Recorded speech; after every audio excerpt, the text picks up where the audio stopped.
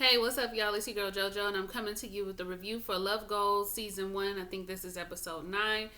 Hope you guys are doing good today. I just got done doing Married to Medicine LA, but then I ate. So my lipstick is gone, and my hair is I took it out the little ball, so now it's just free. So looking a little different, but it's the same day. Okay, got my remote controls ready because I'm about to watch me some TV after I get done with this video. So the episode was pretty good. I thought it was really interesting seeing the biological DNA matchups. I thought that was fun. It was something that I would definitely be interested. I love compatibility and quizzes and all of that kind of stuff. I live for that.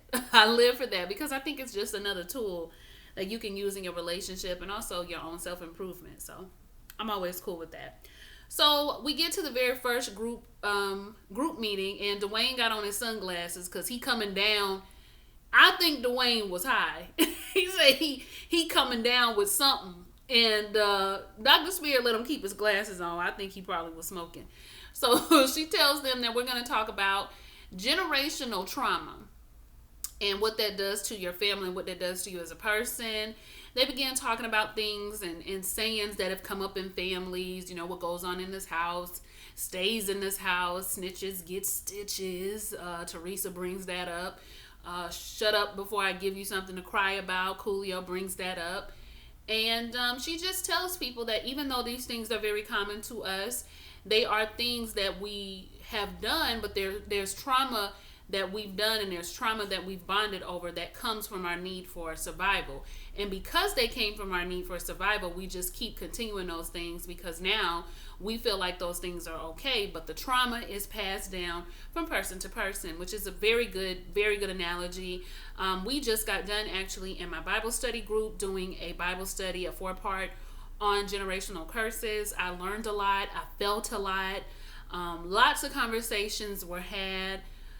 Lots of things that I see in myself that I know have been experienced by women in my family before me. Lots of things that have gone unsaid that have happened throughout my family on both sides. So, yeah, we do pass that trauma down, and we do sometimes make it a pattern, and we treat it as just a common occurrence when it really is quite unhealthy. So we can talk a little bit about that in the comments as well. Breon talks a lot about being seen as the man of the house, which everybody seemed to share that experience. That experience was unique to them because a father wasn't in the house. Their mothers or their siblings made them feel like they were the man of the house and they had to hold it down and take care of everybody. And I've seen households like this. It is very damaging to your son to treat him like he's a man of the house, because then not only does he not get to experience his childhood, but like Coolio and Dwayne were saying, you treat them like they grown, they start acting like they grown, and they start disrespecting you. And I can speak to that personally because I was treated, by the time I hit 14, I was treated like a second mother within my household. And I won't lie to you guys, I was involved in things that a teenager probably should not have been involved in at such a young age. Like, I still continue to make good grades and I participated in school and all of that, but my mindset was that of, well, I'm already handling stuff that girls my age don't handle, and I already got all this stuff going on. So, I felt really grown. I felt really mature. I went to college, never came back home. Like, my maturity had already been sped up at a very young age. And so it was no wonder that once I got out of the house, I took off and never looked back. And I realized that I really stunted my own growth in the process because there was still a lot I needed to learn. But I got treated like I was grown, so I went with it. And I acted very grown at a young age. So, yeah, it's very damaging to do things like that. And we can talk about that in the comments as well. So anyway, Dr. Spear pulls Breon to the side because she's found his father. Now, his father is incarcerated, but he has 3 brothers, and those 3 brothers would like to meet Breon. Breon is nervous, okay, because he does have another younger brother, but he didn't know about the other 3, and Breon's the oldest, and he says he does want to meet them, but he's really nervous about the whole experience. he has mixed emotions about having these brothers, about his father being around, and you know, what kind of interaction he's had with the other kids versus Breon. And he's just overwhelmed because he never thought that this day would come. Like, it's like he kind of wanted it, but at the same time he was nervous about it. So he tells Sunday, and Sunday was like, oh my gosh, you lying. And he goes into the other room, like it looked like a laundry room almost. And I think he went in there, it was like a pantry, because he didn't want the cameras to see him getting upset. But they followed him anyway, y'all. It's a reality show. So he went in there, and Sunday was like, are you about to cry? And he said, I want to. I was like, oh, Breon. Sunday and Breon's relationship has really grown on me. I would have never thought it. I would have never thought. Do I believe they're ready for marriage? You know, who knows? But their relationship has grown on me while they've been in this house. I actually see them in a totally different light. And so Breon hugs Sunday, and Sunday talks to him outside about meeting his brothers. And Breon makes an interesting point to say that, well, he never really wanted to hear anything from his father. He don't really want to hear the explanation part of what happened. He just kind of wants to meet him.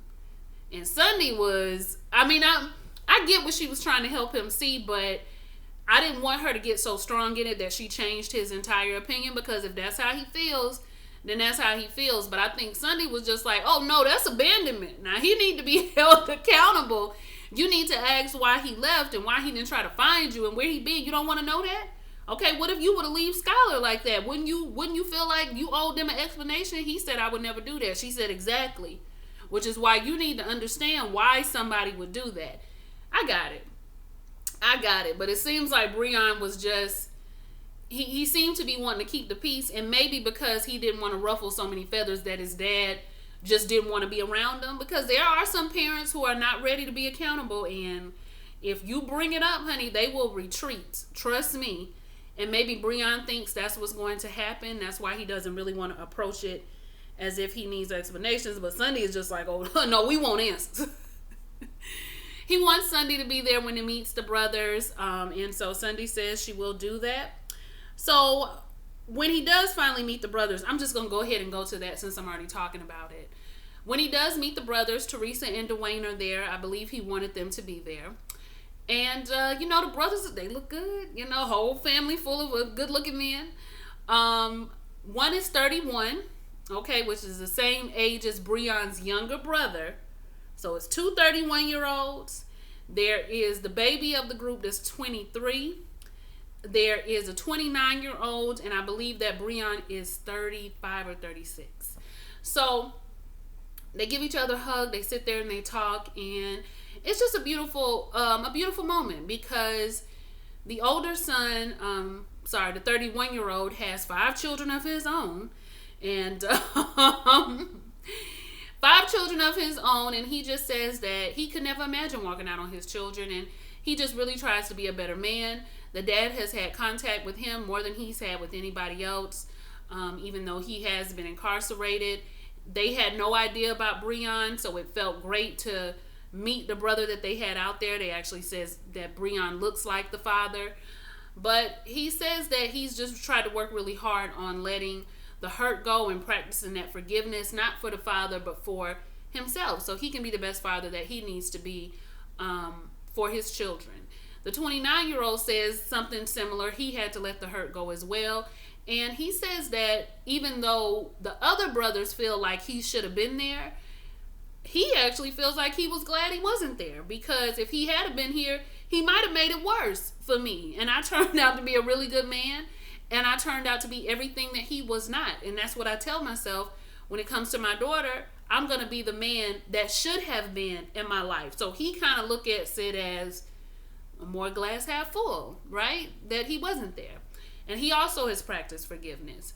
Now that youngest son said, well, I feel a little differently. Okay, I want an explanation.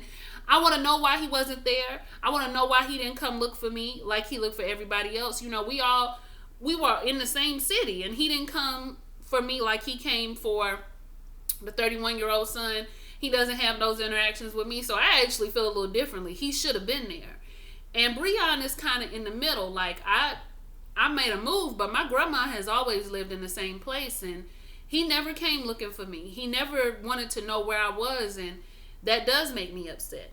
But what the brothers do agree on is that even with the generational trauma they experienced, their father being a Rolling Stone, their father being raised by his father and not having a mother figure in his life, they have decided that they're going to be better men, better fathers, and that even though they don't have a father figure, they're going to be a figure for each other and be there and bond with each other. Let's be each other's support system.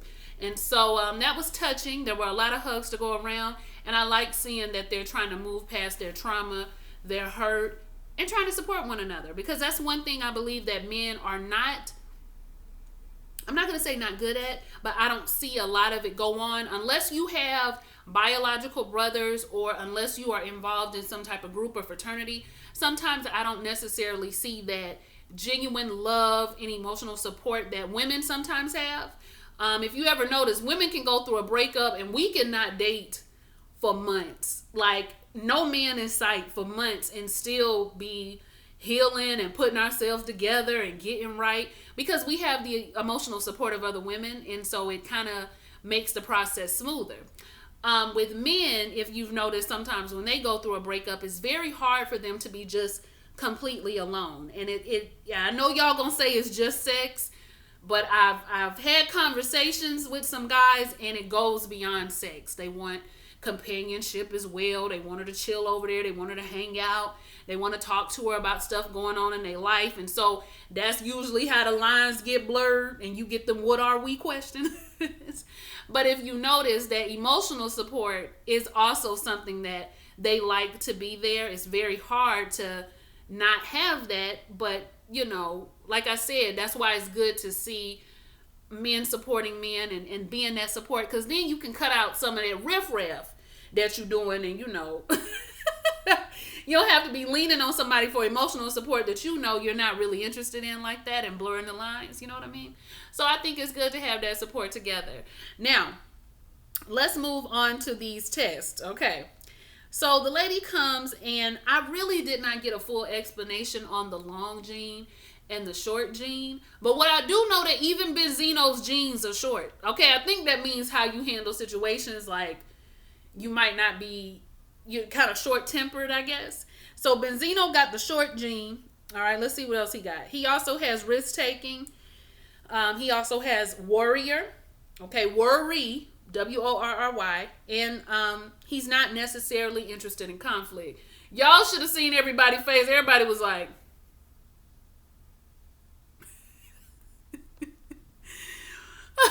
but listen, y'all. Now, I know that some people are going to disagree, but I really don't think Benzino is interested in conflict. I don't. I think that he is short-tempered, though, and so when a conflict comes up, he just goes off the deep end. I don't think he's interested in getting into it with people. I don't think he baits people to get into it with him, but I think once we get there, that short temper shows up, okay, because even his genes are short. Oh, Lord. Okay, Althea, why didn't I write down Althea's child? I just be treating that girl like an afterthought. I know that her gene was long, okay, so she's a little bit more even-tempered. I don't think she was interested in conflict either, but I also remember she was not a risk taker, and she too was a worrier, okay, W-O-R-R. She was a worrier as well. Their compatibility was 81%. Very interesting. Very interesting. So they're compatible, but the way that they go about communicating is just terrible. And I think we knew that, child, we knew that about them too. Breon also had a long gene, which suggests, I think, that he's even-tempered. He came up as a thinker, and he came up with very high intimacy. Okay, he made some kind of sexual joke. I didn't really hear it. Sunday also has the long gene. She came up as an explorer. She is more of a risk taker than Breon, and she also came up with very high intimacy. I was like, I can look at them and tell that the intimacy gets high. But intimacy is more than just about sex. It's about passion, how you relate to one another emotionally, how you express love. But I can tell that Breon and Sunday are very compassionate in the way that Breon, have y'all ever noticed how he touches her, or how they're always linked together? But how he's always like caressing her. He's either rubbing on her leg or rubbing in her hair or I'm gonna have to see what Breon's zodiac sign is. He gives me Sagittarius. He gives me a smidge of Sagittarius vibes. Not much, but he's just the way that he touches her and is always caressing her. I could guess that they have very high intimacy. I've been with men who are like that, and they are very highly intimate, way more romantic than a guy who's more like a Coolio, like a defender / protector type of personality. Which is nothing wrong with that either, but sometimes they're not as romantic as, an extremely intimate guy will. They come with their good things and bad things, right? Well, not good things and bad things. That sounded bad. Y'all know what I'm trying to say. Comes with its highs and lows. So then we move on to Q and Spinderella. 83% for Sunday and Breon. 83%. Q is a long gene. It says he is practical. He also is a worrier. And he is a worrier in how he handles stress and how he responds to probably the person that he loves and how they handle stress. He worries about it. And we see that when it comes to him and Spinderella. Spinderella is highly intimate. Q was as well. And she is a builder and she is low risk. Okay, doesn't really do the risky stuff. Their compatibility was a 74%. Spinderella was not okay with this. She was perturbed. She talked about it before and she talked about it after the fact. She didn't appreciate the fact that they got 74%. To her, that meant that they are not compatible. And Q was like, first of all, I was born in 74. So that was the day that God put me here for you. I like Q. And he also said that 74% is really good. That's not all that bad. 74% might have been the lowest there, but it's not bad to be at a 74%. So I was a little annoyed with Spinderella because she seemed to be trying to make a big deal about it. She was really upset, but he said where it counts, babe, we think the same. We have the same thinking process where it counts. I was like, yes, Q, assure her. But I'm gonna tell you, Spinderella, not like you. But eventually, Q, I don't think he's gonna get tired of her, but I think that she needs to really work on finding her security because nobody wants to constantly be telling you it's okay and you're worth it and we're good and everything's okay. Like eventually he's going to want you to be on that same plane with him so that he's not the one constantly believing and you're constantly the one not believing that it's possible. You know what I'm saying? So I want you to get there with him and just think of it like this. If you guys are not compatible by the DNA or the biology of it all, that means that your souls overrode what was in the biology. Okay, your souls literally overrode science. It's a spiritual connection. That just goes to show that biology is not all that matters. That you all have something that's way, way deeper than blood. And I think that's beautiful. I would have been proud of that. Now, moving on. Coolio. Coolio is also a worrier, even though he acts like he don't worry about nothing. He is highly dominant, which I knew that about Coolio. And he's a builder, and he's low risk. Mimi is fiery. She's fiery. She is a high worrier as well. She is low on the risk taking. All right, but they are both very, very dominant. And he was like, see, that's what I'm telling you, man. I've been telling you, you need to submit. That's what I've been trying to tell you. I said, shut up, Coolio. I want to submit. The irony is, now, did anybody else find it ironic that Coolio is with another race of women? Another race of women that won't submit? Because usually they, that dominance and independent and won't submit thing usually is cast our way. So the fact that Mimi is not is highly dominant and won't submit, it's just I found it to be quite ironic. And that just goes to show, like my cousin used to say, child, it don't matter which one of y'all I date, don't matter what color y'all are, y'all all give me a headache. He's engaged now, y'all. I'm just saying, he used to say that because I was like, well, what's the difference? He said, child, ain't no difference. All y'all crazy. And we used to get a good laugh out of that. But anyway, it must have been him, right? If you keep picking up all the crazy people. So you must like that. Now we get to, 81% was their matchup. We get to Dwayne and we get to Teresa. Okay. Dwayne is a worrier. Okay, he don't agree with that. He is anxious. He was a builder. He was practical. And I think he was a low risk taker. Anyway. Teresa was passionate. She was a high risk taker. And she was the only warrior. Excuse me, I had a little burp. Only warrior, WARRIOR. Had to make sure I spelled it right. Fighter, okay, warrior in the group. Everybody else was worried. She was a warrior. A warrior. I can't get it right. And child, Dwayne was feeling some type of way. And Teresa was like, I think I get that a lot from my mom, but we couldn't even hear what Teresa was talking about because Dwayne, no, that's not right. That can't be right, man, no. Ain't no way. She worried way more than I do. I said, oh, Dwayne. Baby, your slip is showing now. You're going to have to quit acting like that. Now, see, I think Dwayne's problem was that he felt emasculated by the fact that he was not the warrior in his group and he's the man and he should be the defender. I admire that. I admire that he wanted to be that. But if you look at masculinity as something that's multifaceted and quit looking at it as just this one dynamic, then you will come to realize that even the fact that you are a warrior can still be very, very masculine because you are worried about the things that go on in your family and what matters. You're worried about your boys. Okay, that's the worry. You're worried about your boys and how they're going to end up. You're worried about your wife and how your wife feels. You're worried about your kids and how they're going to come up. You're worried about your career. Like, you are a warrior.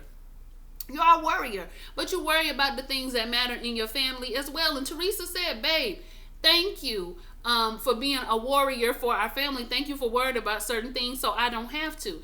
To me, Teresa is a perfect example of a woman who is both very strong and can do it all, but also can be very submissive. She is the perfect, to me, she embodies what that is. Like, she can handle a lot, but she also knows what it is to make her man feel like a man. Because even when Dwayne was showing out, she was still like, babe, thank you, I appreciate you. She was still trying to get him to understand that didn't make him less than because she was the warrior in the group. And Teresa is a warrior. I mean, even Dwayne said it. Episode 2, what did he say? She is superwoman. She can handle anything I throw her way. So you were just putting the cape on her episode 1 and 2, but now all of a sudden you want to rip the cape off and say it's not true. You already said it yourself. And there's nothing wrong with it. It doesn't make you less than because she has this quality. It means that whatever comes her way, she can handle it, but she knows how to step back enough to let you handle certain things. Ain't nothing wrong with that, Dwayne. You're going to have to get up off of that now. You're going to have to get up off of that. Anyway, their compatibility, I think, was 78%. And I think the trouble that they have, according to the lady, was deciding who was going to take the lead on which things, like I said, I feel like Teresa does a fairly good job of when he needs to take the lead. Except for when it comes to that whole thing she had with Benzino. She was doing too much then, but y'all know I already talked about that. Okay, I think that was it. That was pretty much the whole entire episode. So y'all let me know what y'all thought. Like, comment, and subscribe. And I'm going to see y'all for the next review. Okay. All right. Bye.